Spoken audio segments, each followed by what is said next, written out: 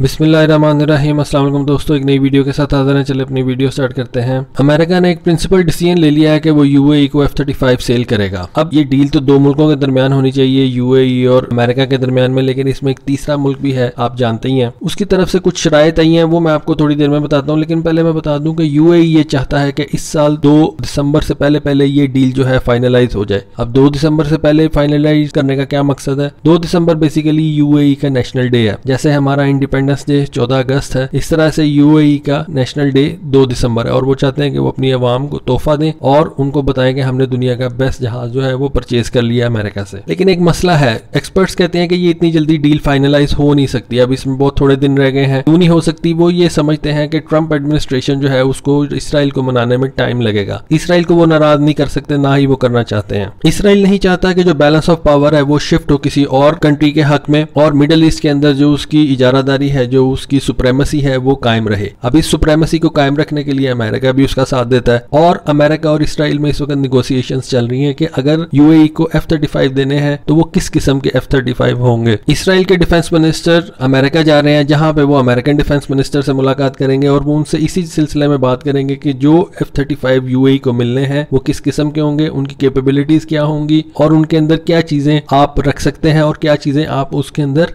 नहीं रख सकते। जहाज अमेरिका का खरीद रहा है यूएई, लेकिन डिसीजन लेगा इसराइल। जैसा कि आपको पता है कि इसराइल और यूएई के दरमियान में एक पीस एग्रीमेंट हुआ है, लेकिन पीस एग्रीमेंट कैसा हुआ है कि इसराइल किसी के ऊपर भी ट्रस्ट नहीं करता, इवन यूएई के ऊपर भी ट्रस्ट नहीं करता, जिसके साथ उसने ये पीस डील की है, जिसके नतीजे में यूएई को ये F-35 मिलने जा रहे हैं। अब 2 चीजें सामने आ रही हैं। इसराइल ने कहा है कि ये जो आप F-35 उनको देंगे, इनको हम ट्रैक कर सकें, यानी कि इन केस, ठीक है हमारी पीस डील है, इन केस किसी भी हालत में ये F-35 इसराइल की तरफ आते हैं तो हम इनको ट्रैक कर सकें। अब इसके 2 तरीके हो सकते हैं ट्रैक करने के। या तो इसराइल के पास कोई ऐसा रेडार हो जो F-35 को ट्रैक करे, ये भी अंडर कंसिडरेशन है कि ऐसा कोई रेडार बना के पहले इसराइल को दिया जाए, फिर ये F-35 यूएई को सेल किए जाए। दूसरी चीज जो कि मोस्ट लाइकली है वो ये है कि यूएई को ऐसे F-35 दिए जाए जिनकी कन्फिग्रेशन जो है थोड़ी सी चेंज करके दी जाए और वो उन F-35 से मुख्तलिफ हो जो अमेरिका और इसराइल खुद यूज करते हैं। इन सिंपल वर्ड्स, उनका स्टेल्थ मोड जो है, उनका जो स्टेल्थ कैपेबिलिटी है उसको थोड़ा सा कम करके दिया जाए, ताकि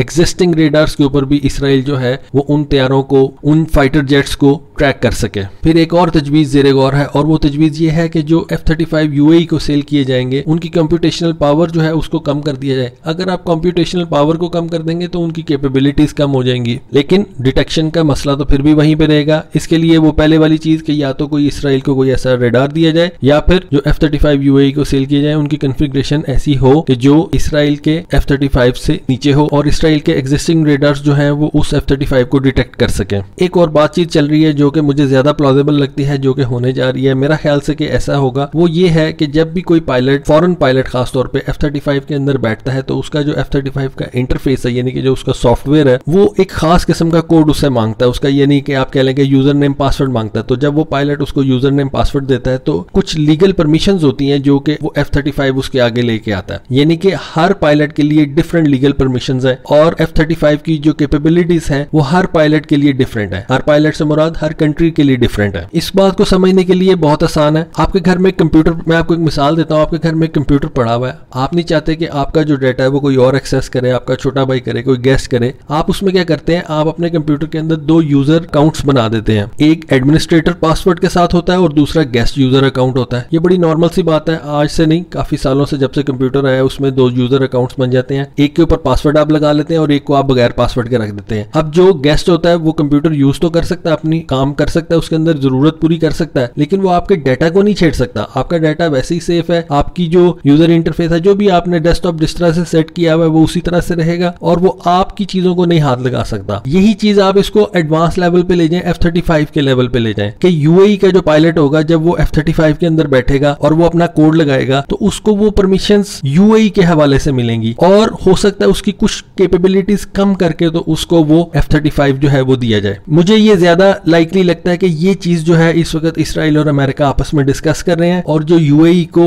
F-35 मिलने वाले हैं उनमें जब वो यूएई का पायलट पासवर्ड एंटर करेगा तो उसकी कैपेबिलिटीज जो है वो पूरी की पूरी वो इस्तेमाल नहीं कर सकेगा। तो दोस्तों आप क्या समझते हैं इस बारे में? ऐसा कुछ है या ये सिर्फ बातें हैं? तो काइंडली आप अपनी कमेंट सेक्शन में बताइए कि इस बारे में आप क्या समझते हैं। आज के लिए बस इतना ही। Thank you. Allah Hafiz.